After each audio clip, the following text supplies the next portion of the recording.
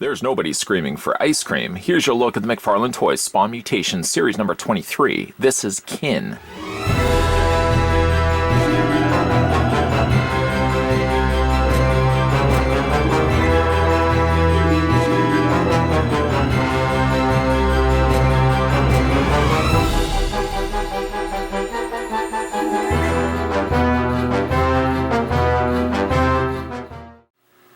One of the most pivotal moments in the history of Spawn's story occurred with the death of his master, Malebolgia. But what if the event had gone differently? What if Malebolgia had not died? Spawn Mutations reveals a twisted vision of the Spawn world that could have been.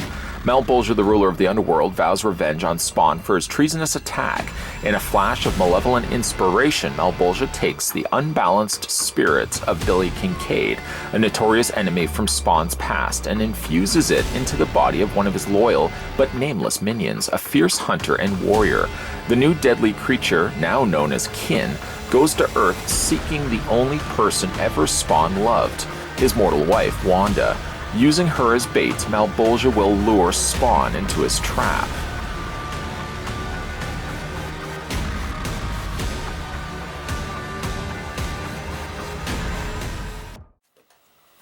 Before we go ahead and get our hands dirty, as they say, the first thing we're going to do is figure out how tall Kin stands. I'm going to include the impish creature that's located on its back, and that gives us a total height, bear with me, there we go, 6.1 inches in height. And that switches to centimeters as being 15.6 centimeters tall. Let's bring in some of the other figures that we had a look at. Just recently, we had a look at Al Simmons. I had to keep him on his display stand because he really wasn't going to stand on his own. Well, you guys already know that. You already knew all that. The other figure we also had a look at was Spawn. That was the first figure we had a look at, in fact. And then we also had a look at one of my personal favorites, Malebolgia, kind of just covering off the screen and blocking off Al Simmons. Sorry back there. But these are the figures that we've had a look at so far, thus far. The only figure we still have to look at, not to rush along the review of Kin, mind you, is the warrior Lilith. But you like the fact, I certainly like the fact, that all the figures are unique to one another. None of them look like the figure before it. Even Malebolgia and Spawn, the more mutated states of figures, do look so drastically different from one another. They all look unique, like snowflakes. Murderous and gruesome looking snowflakes. The figure comes included with a display stand, and the figure includes also accessories. This figure of Kin was also released as a variant, but we'll talk a little bit about that in a second. Stay tuned.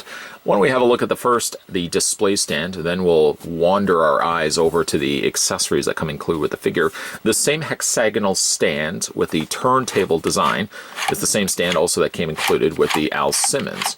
Again, I guess the idea is that Spawn's creator, Todd McFarlane, wanted the idea that if you wanted to put your figures on display, you would be able to do rotations on them. Sort of an old school way of looking at kind of the traditional turntable. It's neat and clever, the fact that a company's designer would consider something like this for collectors. I mean, so often at times you get yourself figures released from various different companies. How many companies can you think of that thought that they were so good in designing their figures that they wanted you to be able to rotate them and turntable them? And I suppose you really could use these stands for other things as well. They don't have to specifically be for Spawn Mutations, even though there's a back card that has artwork and the Spawn Mutations down below with Kin on the side. If you turn around the stand, you could simply just take these posts off. I had to install this, after all, when I did get this initially out of the packaging. Take this off, and then again, you could still use this along with the pegs that came included. Let me just show you how that works. These are so small, I almost feel like every single time I pick them up, I feel like I'm going to be dropping them on the floor, losing them to eternity. Needless to say, you do get a couple of these pegs, and they fit anywhere on here. So if you want to, again, not use this necessarily for Kin, most definitely you could use this for other figures. And then you've got the instant turntable effect. Again, I really like that. We'll put that over there. Let's have a look at the accessories. And again, this is a really perplexing state of affairs. In fact, let me bring in the variant figure. Didn't mean to startle you here. There's not really a whole lot different if you look at the figure side by side with its packaged counterpart. All the accessories that I will be looking at, other than the mouth, the snout of the pig, have been removed. The axe as well as the severed arm, again, which we will be looking at, is nowhere to be found on this original release. So I'm wondering if this variant was probably like a mass retail release where maybe the idea of axes, severed arms was kind of a no-go deal breaker. McFarlane released this figure in 2 versions. One is a comic book likely release where it did come with all these extra goodies, and then one retail release that came with basically nothing other than the snout. If you were really to be picking these up, you simply could just leave those accessories off displaying the figure. So there really isn't much other than if you're being a completionist to want to really pick up every single figure. And most definitely you probably wouldn't be even picking up kin, because again, like the axe and the severed arm are simply things you could just leave off the figure and you just didn't need to display it. If you were going to spend your dollars, your hard-earned dollars, on one release, I would probably not get this one at all, and I'd simply get the one that was released in comic book stores that had the extra gory details, the extra gory accessories here. I know, though, there's going to be Spawn completionists out there, McFarlane toy completionists. Actually, I do remember there was a documentary on Todd McFarlane years ago, possibly even decades ago, where they had gone into different collectors' rooms. And there was one gentleman that was describing his collection, which basically anytime a new wave came out, he would basically buy a whole entire case, guaranteeing himself, for the most part, that he was able to get his variants. And he then showed the TV, the audience, all his variants. And there really wasn't that much different between any of them. At the end of the day, if you are a completionist, by all means, you could pick up the different releases of these characters, the kin without the accessories and the kin with the accessories. But again, I think the idea of being completionists to a McFarlane line are probably long since removed. Most people are probably just going to likely be collecting the figures specifically just for the sake of having the figure. I know myself was picking up because I wanted to get the other variants to show you guys, but I probably would at the end of the day only had, if I looked back on it, probably would have only picked up the figure that would have had all the accessories we're about to have a look at. Doing a lot of talking. Let's move on to a lot of looking. The accessories that would not have been included with the mass retail release is this. At glance, it kind of looks like it's got two arms, two hands, where one hand is on one side, and then one more notable, easier to distinguish hand is on this side. It's kind of a mangled state of hand. I know this isn't really a hand. I think it's just more of just the fact that it was ripped off. And you can kind of see like what's left of the arm. This is the elbow, and of course this would be the bicep section up here. This would be the elbow, and this would be the forearm right here. You can see how there's bones and stuff sticking out from it. That's gruesome. That's rather gruesome indeed. But it's kind of funny that looking at it, it kind of looks like it's a hand pointing at you, even though I know that's not the case. It's made up of a soft, rubbery plastic.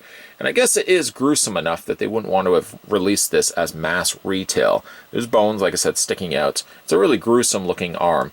Doesn't really fit anywhere with kin. I'll talk about that also in a second as well. The other thing he comes included with for the variant release is he also has the axe, a small little pickaxe that he can kind of hack away, possibly even things like arms.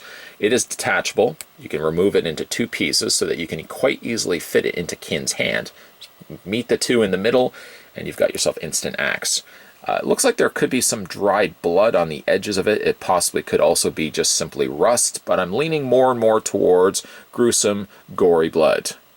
That's always good. And then he also comes included with this, kind of a neat little way to display the figure. I mean, ideally, you could really display the figure without it, but I think this adds just a little extra pizzazz to it. Something you would almost have even envisioned in the later released Saw films. It's a metal contraption that fits over the front of Kin's face, and on the front of that is what would be, I'm guessing, a real pig snout, or warthog snout that would have been ripped off and augmented into this kind of metal contraption. It's not the easiest thing to get in place, like I said, but we'll talk about a little bit about that in a second. I'm doing a lot of this, I know. Let's have a look at kin here. And kin, I'm just going to move the stand out of the way because we certainly don't want to be focusing a lot of the efforts or the camera's focus on that. Kin is sort of a master blaster, if you will, a character that has an imp on the top and a larger kind of monstrous creature down below. There is also, if you guys are interested, you can read the full mythos on www.spawn.com/features. But I don't think all those mythos exist anymore. I think the last time I went onto that site, those had been long since removed. Something I also wanted to go back and be able to look at is the galleries, something I really kind of reveled and enjoyed in, being able to go onto spawn.com and being able to look at the different images of the different waves. Since then, the catalog has been updated to sort of remove a lot of that, which is kind of a shame because that represents a bit of my childhood, my early days of collecting Spawn figures. So it's sort of through reviews like this, you're welcome by the way, where you guys can get kind of close looks, extensive looks at these figures.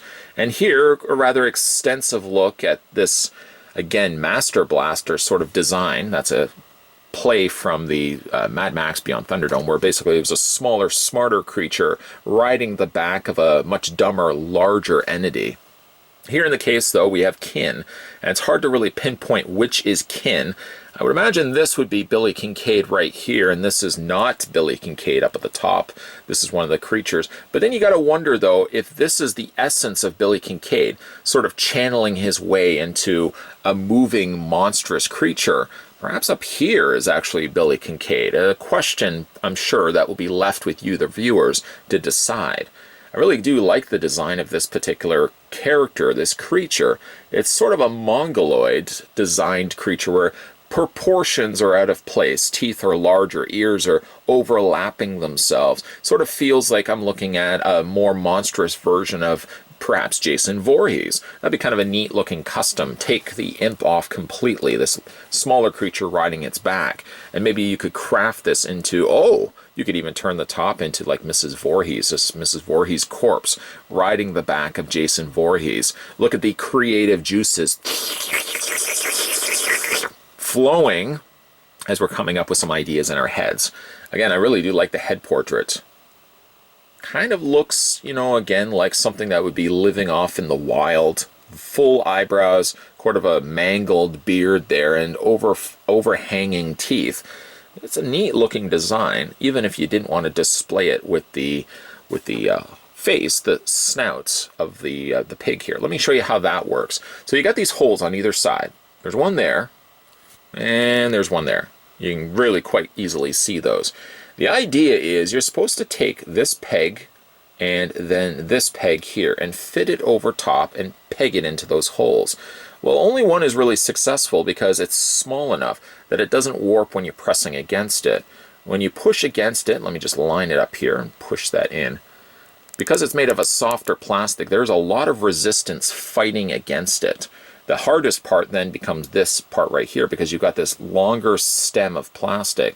And as you're pushing against it, as you probably guess it, logically it doesn't fit well in place at all. If I decide long term to simply just glue that in place, I might decide that, but I want the idea, at least at the very least, that I could remove this if I ever want to display Kin without the snout. What's neat about it is that you could still make out its face. You could still see the eyes peeking through the posts of metal. But like again, it kind of looks really cool. Like it kind of looks, I look at it and I'm thinking kind of a little bit of Bebop from Ninja Turtles mixed with like a Cenobite. It's really, really a neat looking design. I wish it would be held in place a little bit better because like I said, the one side it's just not enough. Every time I push against it, the soft plastic just gives way. And again, I just can't quite get that. At least one side I could get, and that's better than nothing.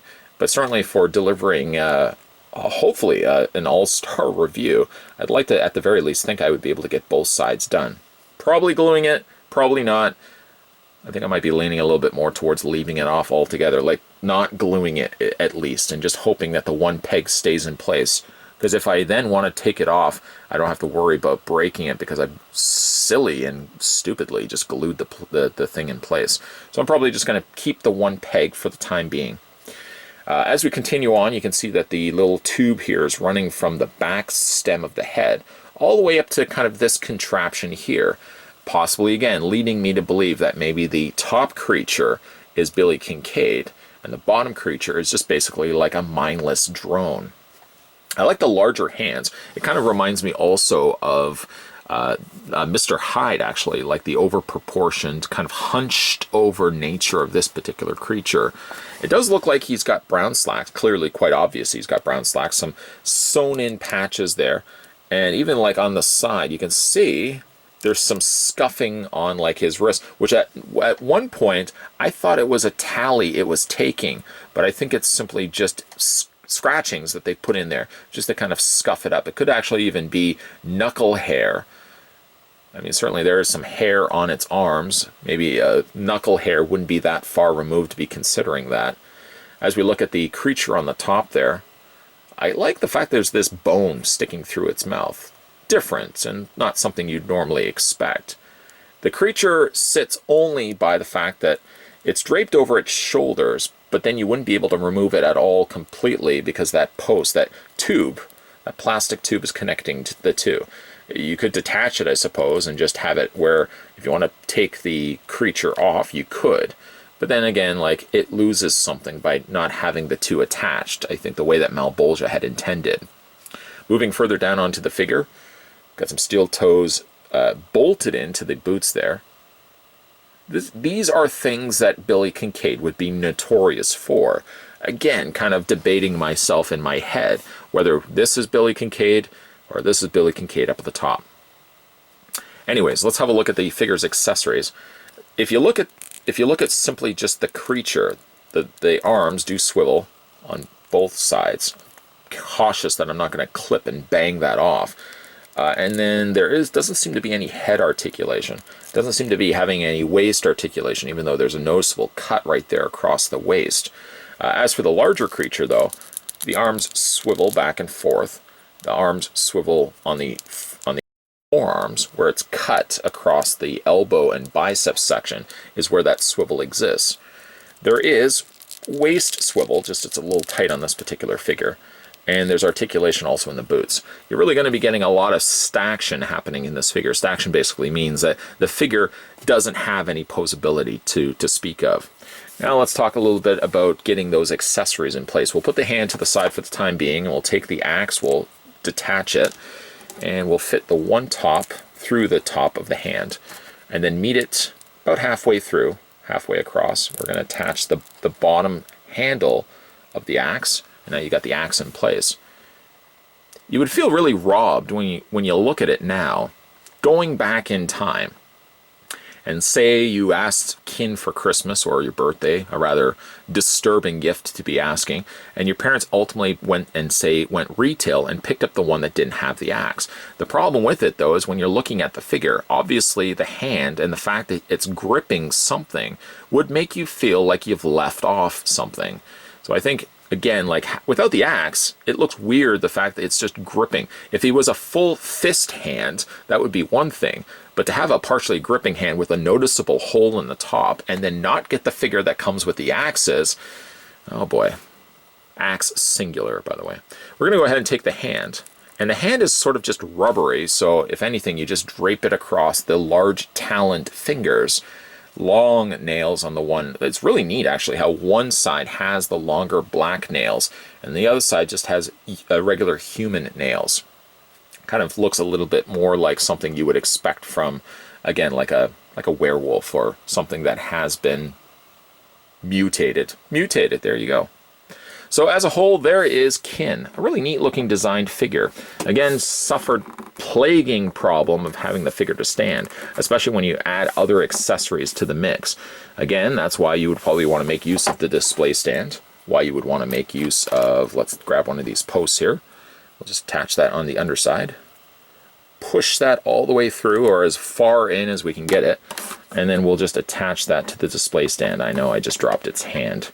Just fit that in like so, and at least now you've got yourself a figure that's not going to fall over. Gonna go retrieve the hand, but overall a really neat looking designed figure. I think what elevates this guy looking a little bit cooler is the incorporating of that snout that's located on the front. I just wish it could peg into his face just a little bit easier. McFarlane toys were very well known for releasing one figure in various different variants. This usually could be chalked up to a figure changing slightly in color, adding additional accessories, or in the case of horror-themed figures, for example, it would usually often mean blood versus sans le blood releases. Sans le blood, oh, parlez français, un petit peu. Yes, without blood usually was the case for many of these figures when it was allowed to be released to retail store shelves. After all, they didn't like the idea that a kid would be looking amongst the Transformers, the G.I. Joes, and perhaps even the Pokemon to stumble across a gory specimen of something that McFarlane was releasing. Ironically enough, McFarlane was not relegated to separate sections of the toy stores, kind of like what NECA Toys is having to do nowadays. Either way, though, when it usually came to variants, especially of the horror variety, it usually meant the removal of blood. This is a different case, though, because here we have a horror-themed comic character. You're removing accessories for a retail release, but unfortunately those accessories are sort of crucial for displaying the figure. Kin could easily go without the severed arm, and I get why they couldn't have packaged that, but at the very least it should have also included the axe. If after all you're going to be still sculpting the figure and releasing it exactly the same mold, clearly the partially gripping hand should be some indication to you that there's an accessory missing in the pack somewhere. If I was to get this for Christmas time or birthday time, I would be the most popular kid in school, but I would be certainly questioning why Kin, for example, has a hole in his hand, and he doesn't come with an accessory to hold with. And then I would ask my parents, my aunt, my grandparents, or whoever was the recipient of the gift, and they would probably say, well, I bought it at Toys R Us. Should have probably picked it up at the comic book store. Should have probably also had a V8. So I would say, though, unless you're a full-out completionist of picking up these figures now in your adulthood, for a case like Kin, unless you do want to have every single variant that was ever released for it, I think for the namesake of just simply having the figure actually holding something, pick up the one that comes with the axe and the severed arm. Even if you're not going to be displaying the figure with the severed arm, believe me, you'll thank me later if you source out the one that actually has the small pickaxe, because if not, the figure looks like it's missing something. A really neat looking figure. I like the design of this one. It's not my favorite of the batch. I think that award still goes towards Spawn and Malbolgia, but pretty snazzy still figure of Kin, if I do say so myself. What do you say yourself? Let me know down below in the comments section what you guys think of the Spawn Mutations Series number 23, Kin. Always like reading your comments down below. We're one figure away from finishing up the rest of the Spawn Mutations Series 23, so keep your peepers peeled and stay tuned, because the review of Warrior Lilith will be just right around the corner. Make sure you hit that subscribe button down below. Make sure as well you hit the bell notification if you haven't done so already. And stay tuned, because like I said, the review of Lilith will be coming right around the corner, as well as a bunch of further future reviews coming soon to this channel. Thanks for watching, guys, and I'll see you guys next time.